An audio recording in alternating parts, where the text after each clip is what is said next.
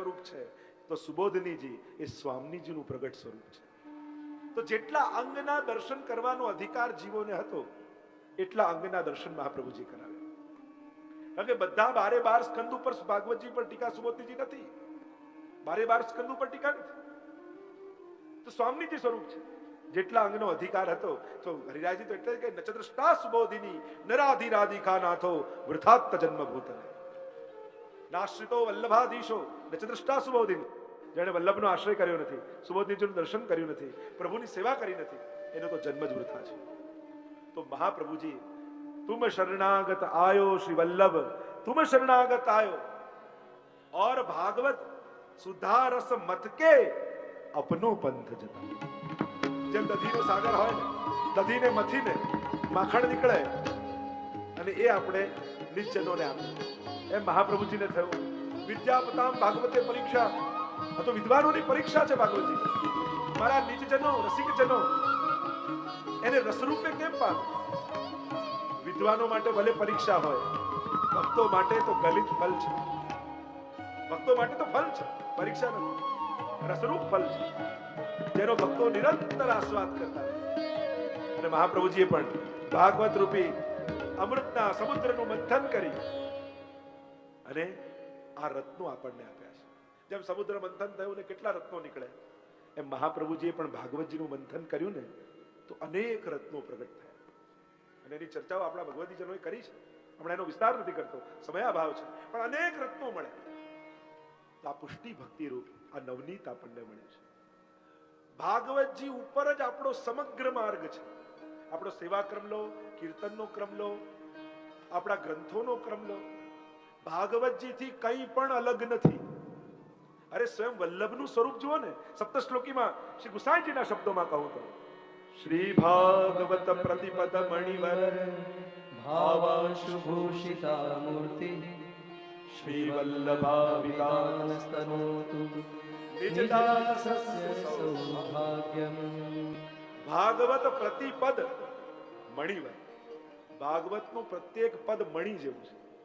ભાવાંશુ ભૂષિતા મૂર્તિ, અને એમાંથી નીકળતો પ્રકાશ અને એની મૂર્તિ, એનું સ્વરૂપ એ શ્રી વલ્લભનું સ્વરૂપ છે. વલ્લભના સ્વરૂપથી ભાગવતજી અલગ નથી. તમે સોળસ ગ્રંથ લો કે કોઈ પણ ગ્રંથ લો પુષ્ટિ માર્ગનો, ભાગવતજીથી કંઈ પણ અલગ નથી. બધું ભાગવતજીમાં સમાય. એક જ ભાગવતજીનું જ મંથન કરીને મળેલું છે. એટલે ક્યારે જુદા નહીં જાણવા. તમે દરેક ગ્રંથો જુઓ, આપણો આખો સેવા ક્રમ જુઓ, મંગળાથી લઈને શયન સુધીનો, આપણા વર્ષોત્સવનો ક્રમ જુઓ, બધાના પ્રમાણ ભાગવતજીમાં છે. અનવસરની કથા પણ વેણુગીત અને યુગલ ગીત રૂપે છે. દિવસ એકાદની ઉત્તરા કુંવર પ્રતિ વ્યાસનંદન મુખે વાગી. ગોપાલદાસજી પણ કહ્યું ને, દિવસ એકાદની, 7 જ દિવસ હતા એટલે બહુ સમય નહોતો, એટલે એકાદ દિવસની કથા કહી છે. અને જ્યારે સુખદેવજી પોતે ન કહી શક્યા અને ત્યાં સ્વામીજીના મુખે લીલા સુખ છે ને, નિત્ય લીલામાં બધી કથાઓ સાંભળેલી છે. એ કીર રૂપે, શુક રૂપે, સુવા પડાવત સારંગ નેની, અને કીર રૂપે સાંભળેલી છે. એટલે જ હવે આપણા કીર્તનિયાજી ગાય છે. શું કહેવાય એમને? કીર્તનિયા. કીર એટલે શુક, તનિયા એટલે એના વંશજ, એ જ સુખદેવજીના વંશજ આ કીર્તનિયાજી છે. પ્રસન્ન થઈ ગયા સુખદેવજી, આ વલ્લભ અને વિઠ્ઠલ પધાર્યા છે, હવે મારા ભાગવતજીના સાચા અર્થો થશે. સ્વયં સુખદેવજીને વ્યાસજીને આનંદ થયો છે. અને ઘણા ભાગવતજીમાં કઈ કથાઓ પ્રક્ષિપ્ત છે, સારસ્વત કલ્પની નથી, એની વાત પણ મહાપ્રભુજી બતાવે છે. પાઠાંતર ભેદો આજે પણ મહાપ્રભુજી બતાવે છે. ભાગવતજીમાં અમુક શબ્દો છે તો સુબોધનીજીમાં એને મૂળ શબ્દો મહાપ્રભુજી પ્રગટ કર્યા છે. ભાગવતજીનું દોહન કરીને પુષ્ટિ માર્ગ રૂપે નવનીત આપણને આપે છે. આ સર્વ લીલાઓ શ્રી મહાભાગવતજીમાં જે હતી એ સર્વ લીલાઓ સેવા રૂપે પ્રગટ કરી. કોઈ માજી હોય, કોઈ વડીલ હોય, એને ભાગવતજી ભલે ન આવડતા હોય, ગીતાજી ભલે ન આવડતા હોય, પણ મહાપ્રભુજીની આજ્ઞાથી કલાક સેવા કરે છે ને, તો એ ભાગવતજી અને ગીતાજીને જીવી રહ્યા છે, પ્રેક્ટિકલી જીવી રહ્યા છે. કારણ કે આ બધી જ લીલાઓ ભાગવતજી. અનેક પ્રમાણો આપણે આપી શકીએ, કીર્તન સાહિત્યમાંથી, ગ્રંથોમાંથી અનેક પ્રમાણો મળે આપણે. જો સરખામણી કરવા જઈએ તો આજ નામ ઉપર 7 દિવસ કદા થઈ શકે કે ભાગવતજીનું મંથન મહાપ્રભુજીએ કરીને કયું રત્નો નવનીત આપણને આપ્યું છે, આપણો માર્ગ પ્રગટ કર્યો છે. પુષ્ટિ માર્ગના દરેક પાસાઓને તમે જુઓ અને એની સાથે ભાગવતજીની સમાનતા કરો. વર્ષોત્સવનો સેવાક્રમ જુઓ, નિત્યનો સેવાક્રમ જુઓ, કીર્તન સાહિત્ય તમે જુઓ, 16 ગ્રંથો આદિની સરખામણી કરો તો કેટલી લાંબી ચર્ચાઓ આપણે કરીશું. તો શ્રી વલ્લભના આ સ્વરૂપને નમન કરીએ. આગળના સ્વરૂપની વાત કરતા શ્રી ગુસાઈજી પ્રભુચરણ દર્શન કરીને બોલ્યા, તત્સારભૂત રાસસ્ત્રી ભાવ પૂરિત વિગ્રહાય નમઃ. તત્સારભૂતરાસસ્ત્રી ભાવપૂરિત વિગ્રહાય નમઃ. તત્સાર ભૂત રાસસ્ત્રી ભાવ પૂરિત વિગ્રહાય નમઃ. તત્સારભૂતરાસસ્ત્રી ભાવપૂરિત વિગ્રહાય નમઃ. તત્સારભૂત રાસસ્ત્રી ભાવ પૂરિત વિગ્રહાય નમઃ. તત્સારભૂતરાસસ્ત્રી ભાવપૂરિત વિગ્રહાય નમઃ. શ્રી ભાગવતજીના સાર રૂપ રાસલીલા અને રાસલીલામાં સ્ત્રી ભાવ પૂરિત, સ્વામીજીના ભાવથી પૂરિત વિગ્રહ વાળા શ્રી વલ્લભને નમન કરીએ છીએ. મહાપ્રભુજીના એ અલૌકિક સ્વરૂપની વાત અહીંયા ગુસાઈજી પ્રભુચરણ કરે છે.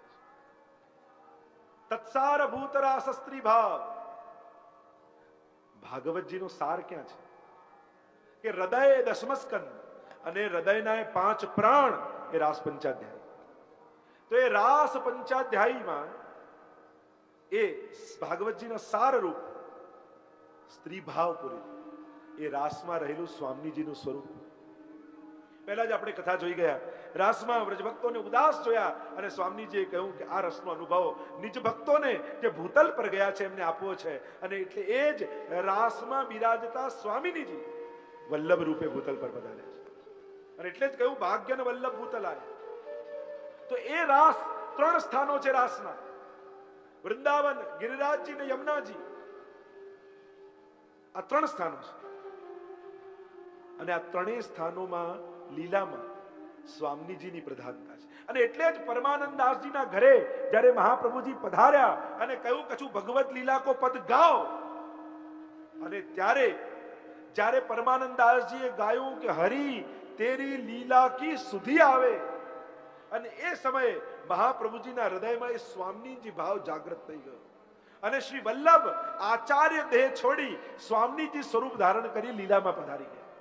અને લીલામાં પધાર્યા અને એક દિવસ લીલામાં બિરાજ્યા. એક દિવસ વૃંદાવન, એક દિવસ ગિરિરાજજી, એક દિવસ યમુનાજી.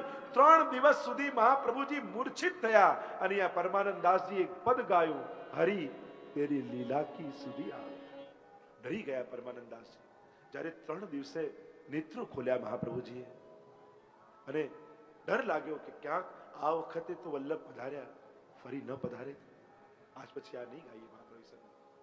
તો એવા રાસમાં જે ભાગવતજીની સાર રૂપ લીલાઓ છે એમાં સ્ત્રી ભાવથી પૂરિત વિગ્રહ શ્રી વલ્લભનો છે. આ સ્વરૂપ શ્રી મહાપ્રભુજીનું છે. સપ્ત શ્લોકીમાં જે વાત ગુસાઈજી પ્રભુ ચરણે કરી, પ્રથમ શ્લોકમાં જે અલૌકિક સ્વરૂપની વાત કરી છે, સ્ફુરત કૃષ્ણ પ્રેમા મૃત રસ ભરિણાતિ ભરિતા વિહારાન પૂર્વાણ વ્રજપતિ વિહારાબ્ધિષુ સદા પ્રિયા ગોપી ભરતુ સ્ફુરતુ સતતમ વલ્લભ ઇતિ પ્રથાવત્યસ્માકમ સુભગ મૂર્તિ સકરુણા. ऐसो स्वरूप श्री वल्लभ को है. और આ સ્વરૂપના ગુસાઈજીએ દર્શન કરી આગળના શ્લોકનું ગાન કર્યું.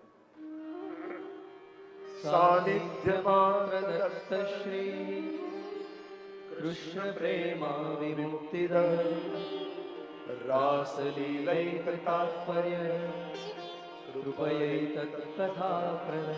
પુનઃ ઉચ્ચારણ. સાનિધ્યમાત્ર દત્ત શ્રી કૃષ્ણ પ્રેમા વિમુક્તિદ रासलीलैक तात्पर्य कृपयैतत् कथाप्रद.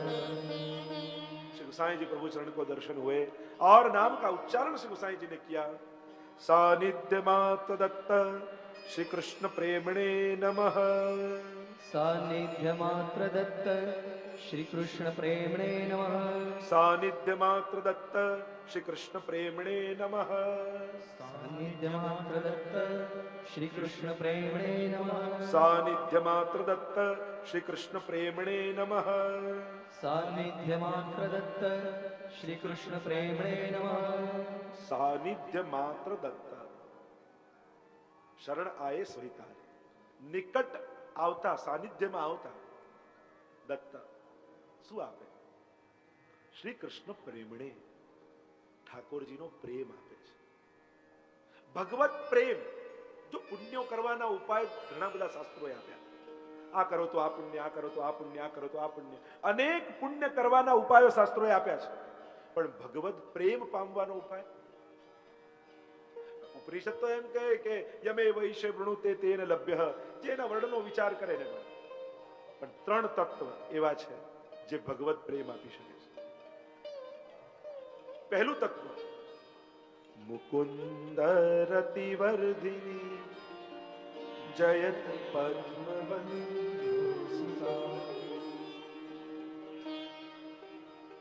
મુકુંદ રતિવર્ધિની શ્રી યમુનાજી.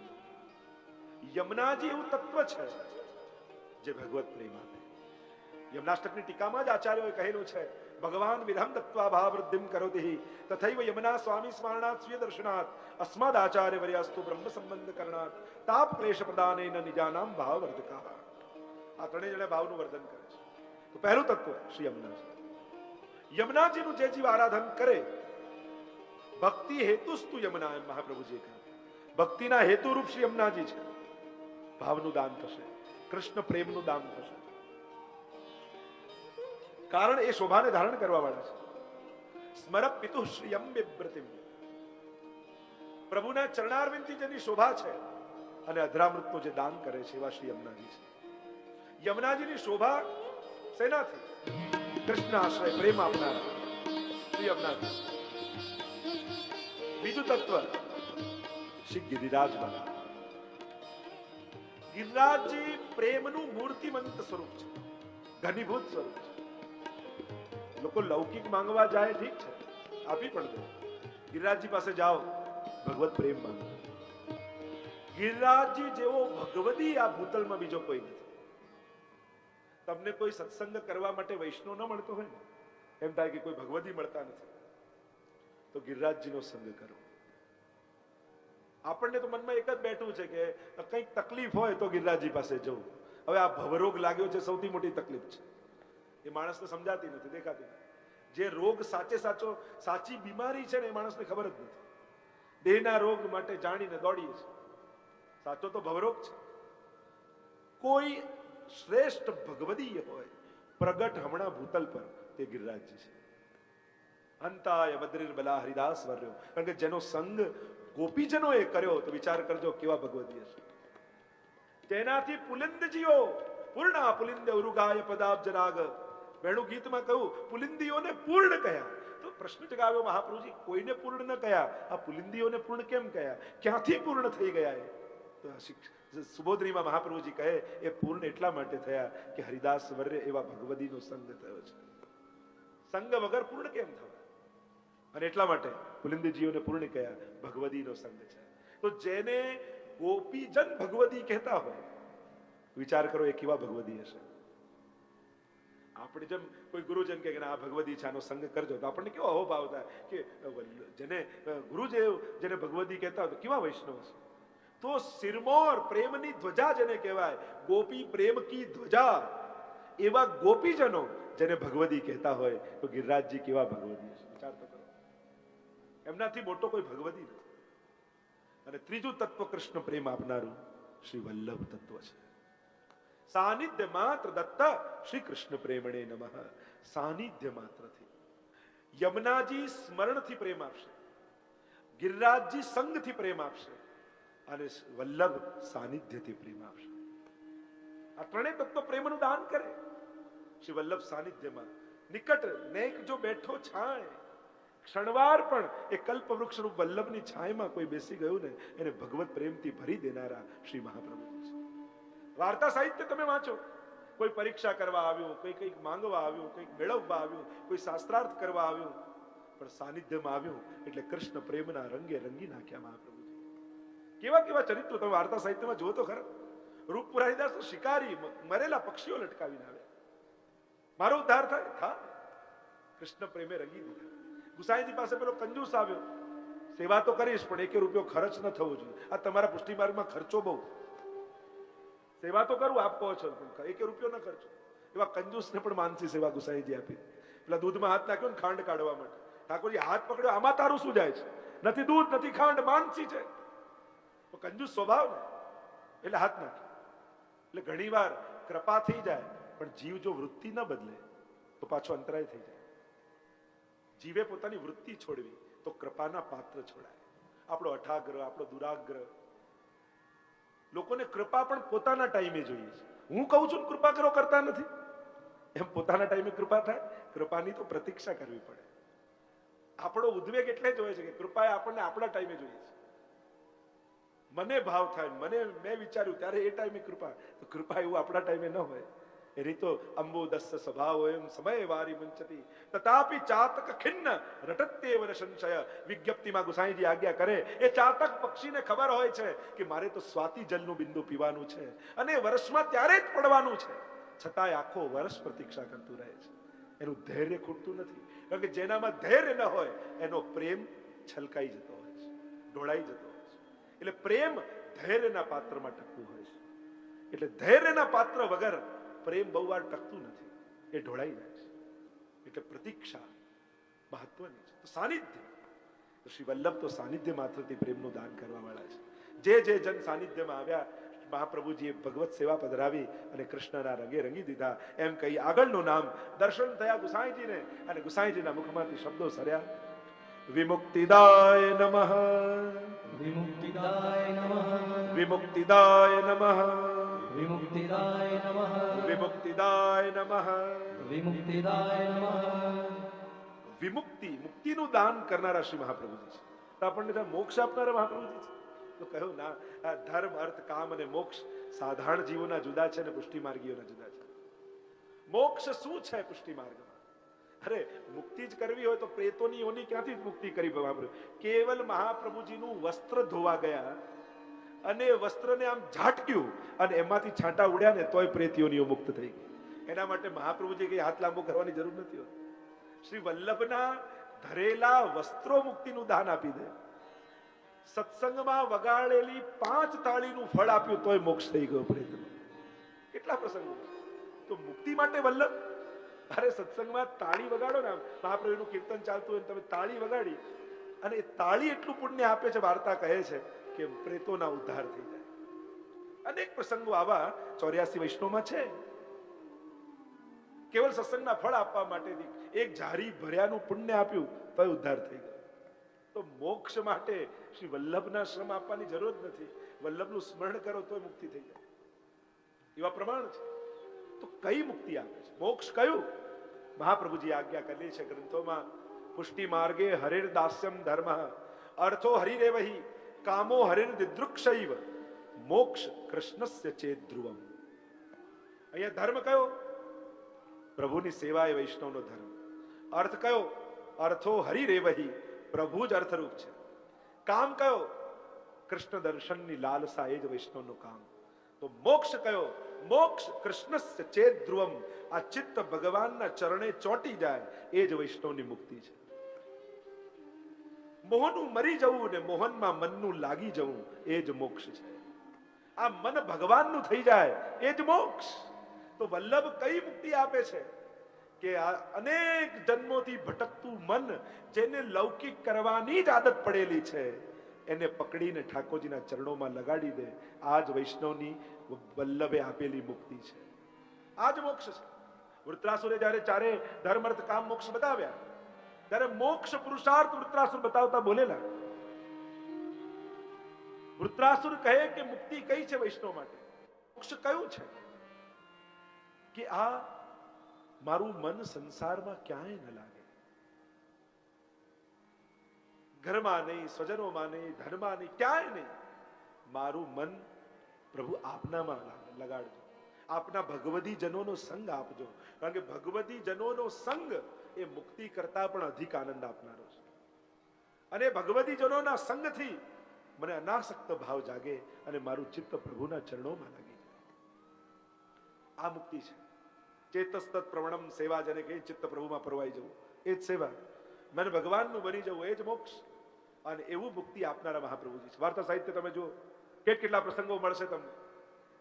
આસ્કરણદાસજીની વાર્તા જુઓ, યુદ્ધના મેદાનમાં લડતા લડતા પણ સેવા કરી રહ્યા છે.